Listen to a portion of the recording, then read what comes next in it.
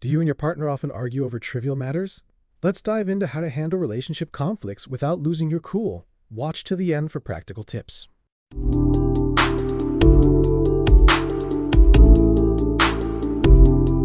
Welcome to Cheap Talk, everyone. Ready to dive into relationship dynamics?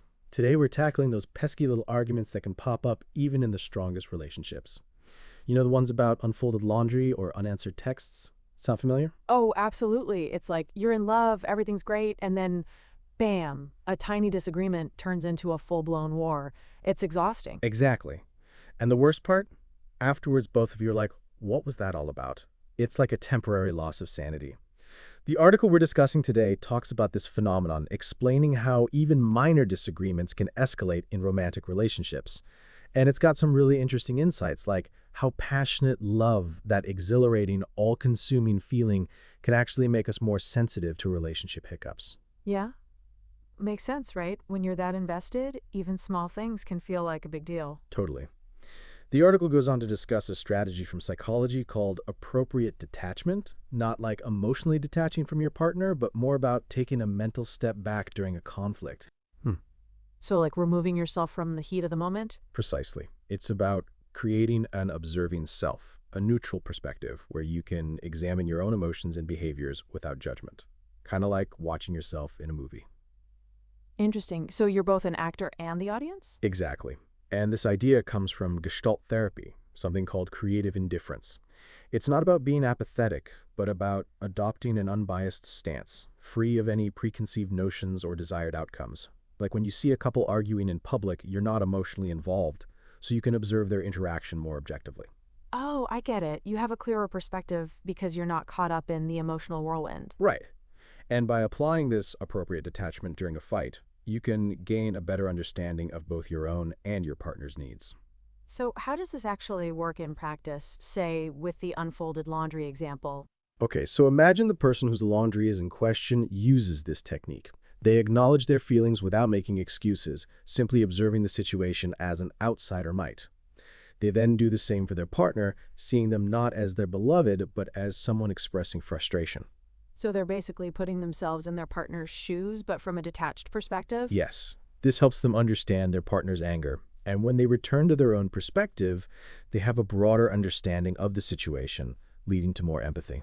It's like hitting the pause button, right? Giving yourself a moment to process before reacting. Exactly. Now, the article also offers some practical tips for achieving this detachment, like literally calling a timeout during a fight, taking 10 seconds, a few deep breaths, and asking yourself things like, what am I feeling right now? Why might they be reacting this way? What started this argument in the first place? It's about shifting your focus from the emotion to the underlying issue, isn't it? And not getting lost in the blame game.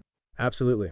And another tip is to focus on describing your feelings and needs rather than criticizing your partner. Instead of saying, you never respond to my texts, you clearly don't care about me, try, I feel ignored when I don't hear back. It's a subtle but powerful shift. So it's about expressing vulnerability instead of throwing accusations. Got it. Any other tips? So we were talking about hitting that pause button, right? Taking a step back in the heat of the moment, but, easier said than done. The article points out that when we're fired up, it's tough to actually detach. Yeah, totally. It's like, you should calm down, but your emotions are just whoosh. Exactly. So the article suggests a really interesting trick, switching perspectives. Like, imagine yourself in the third person instead of, I'm so angry, it's, she's feeling angry. Kind of like narrating your own life? Oh, that's a cool idea. Almost like you're watching yourself in a movie, like we talked about earlier. Precisely. And it suggests asking yourself some key questions from this detached viewpoint. Things like, what am I, or rather, what is she feeling right now? I see. So it's about creating that emotional distance. And then what else? What other questions do they suggest? Well, they also say to ask, why might he be reacting this way? Focusing on the other person's perspective, but again, from that removed observer position.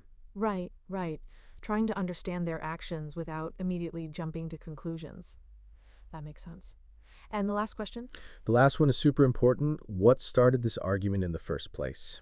It's about getting to the root of the issue, not just the surface level emotions. Yeah, because sometimes you get so caught up in the fight, you forget what you were even fighting about. It's like, how did we even get here? Totally. And then there's this other great point about how we express ourselves during these disagreements. Oh, yeah?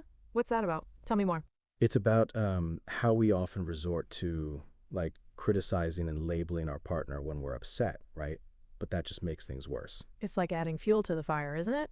Definitely. Exactly. The article emphasizes focusing on describing your own feelings and needs instead of attacking your partner. So instead of saying, you're always so inconsiderate, try, I feel hurt when you see the difference. Yeah, yeah. It takes the blame out of the equation. It's about expressing vulnerability rather than pointing fingers.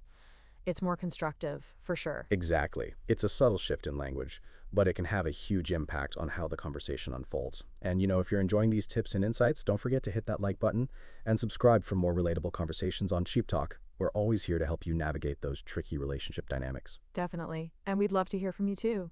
Share your own experiences and tips in the comments below. What helps you stay cool in the heat of an argument?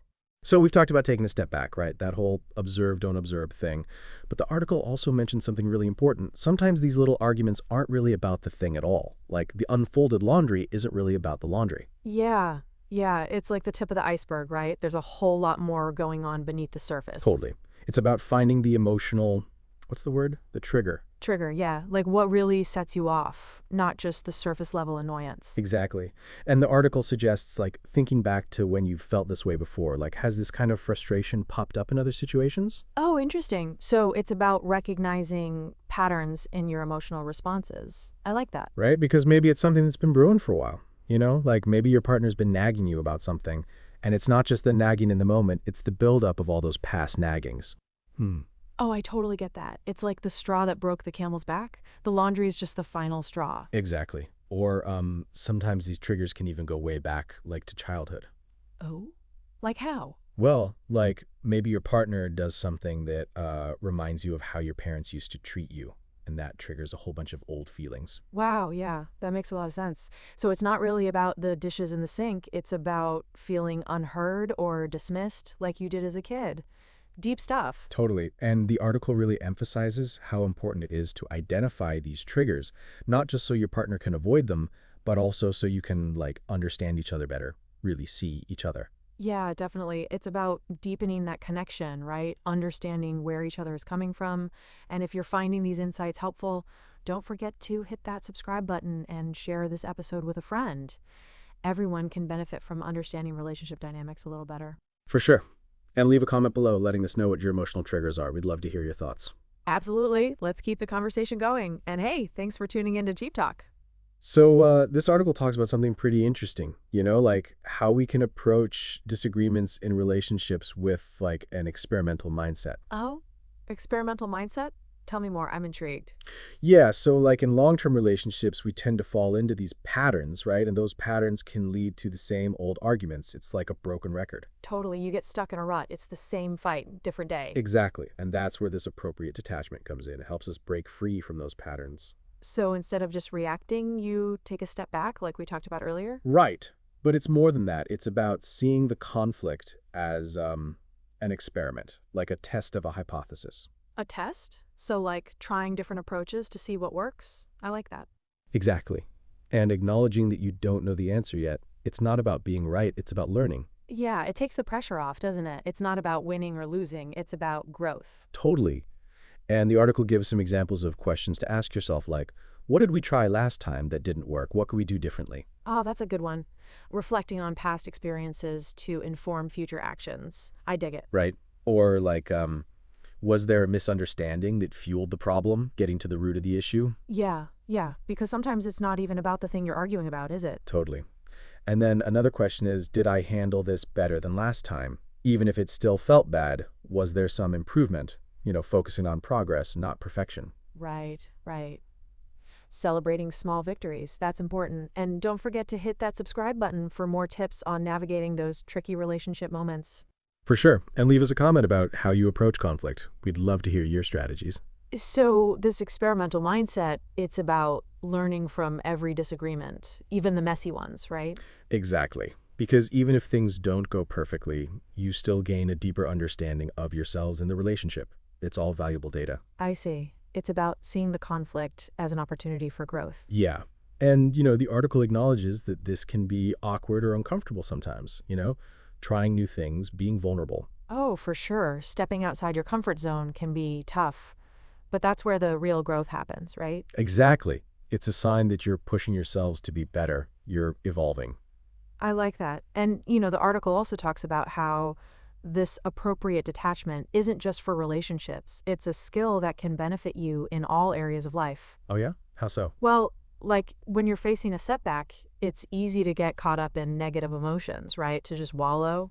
Totally. You start spiraling. It's hard to break free. Exactly.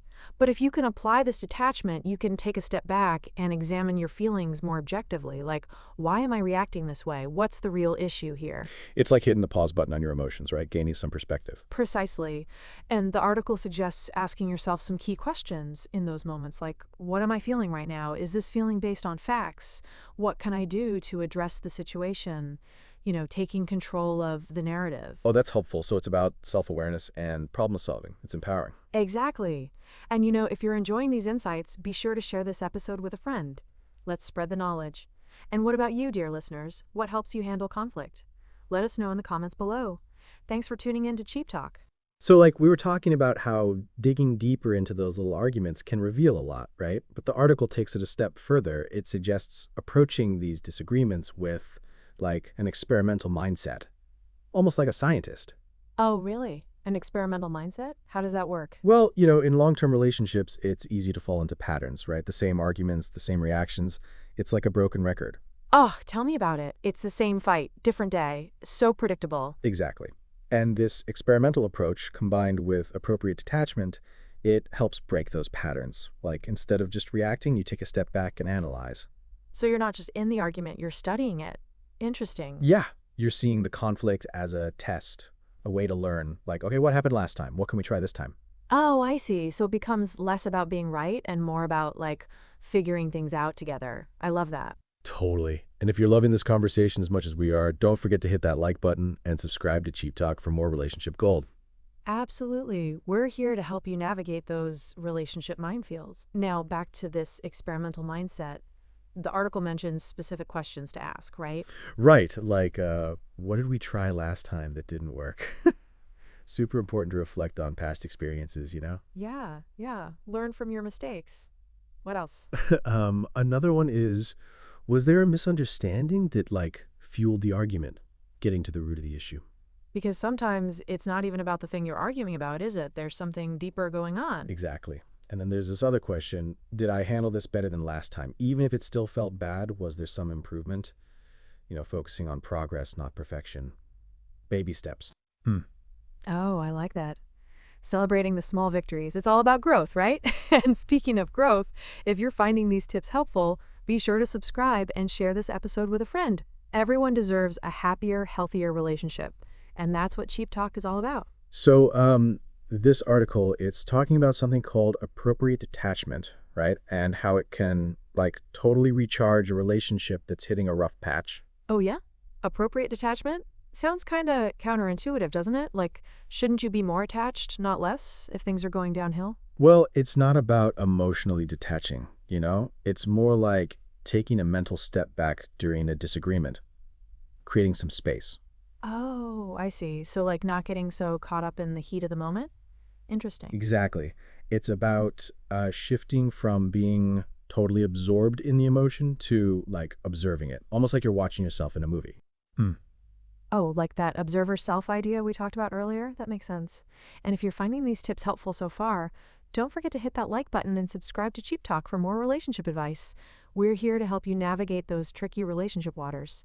Now, back to this detachment thing. Right, right. And the article connects this to something called creative indifference, which sounds kind of weird, right? But it's not about not caring. It's about, like, approaching the situation without judgment, without any preconceived notions. So you're not trying to win the argument, you're trying to understand it? I dig it. Exactly. And this understanding, this detachment, it helps you see both your own needs and your partner's needs more clearly. Yeah, because when you're all wrapped up in emotion, it's hard to see anything clearly, isn't it? It's all just a big blur. Totally. And the article emphasizes how important it is to, like, really see each other, to understand where the other person is coming from. And for more tips on how to improve communication in your relationship, be sure to check out our other episodes on Cheap Talk. We've got a whole library of helpful advice just waiting for you. Definitely. And while you're at it, leave a comment below. We'd love to hear your thoughts on this topic. Now, this creative indifference thing, how do you actually do that? Well, they give some practical tips, like calling a timeout during a fight, just like 10 seconds, a few deep breaths, and then asking yourself some key questions. Oh, like what? What kind of questions? Like, what am I feeling right now? Super simple, but so important. Yeah, just acknowledging your own emotions. That's a good starting point. And what else? Then you ask, why might they be reacting this way? Putting yourself in their shoes, trying to understand their perspective. Oh, right. That empathy piece.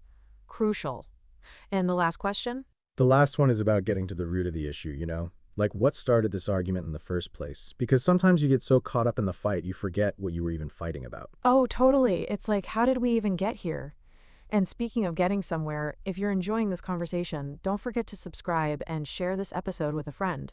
Spread the love, spread the knowledge. For sure. And let us know in the comments what helps you navigate disagreements. We'd love to hear your tips and tricks. Now, another important point the article makes is about how we express ourselves during these disagreements. Like, instead of criticizing, we should focus on describing our own feelings. I feel hurt when, instead of you always. Right, right. Expressing vulnerability instead of throwing accusations, it takes the blame out of the equation, makes it less of an attack. That makes a lot of sense. Totally. It creates space for like actual connection and understanding. It's about building a stronger relationship, even through disagreements. It's about turning those conflicts into opportunities for growth. I love that. And that's all the time we have for today's episode of Cheap Talk. We hope you found these insights helpful. Remember to like, subscribe, and leave a comment sharing your own experiences. Until next time, take care, everyone.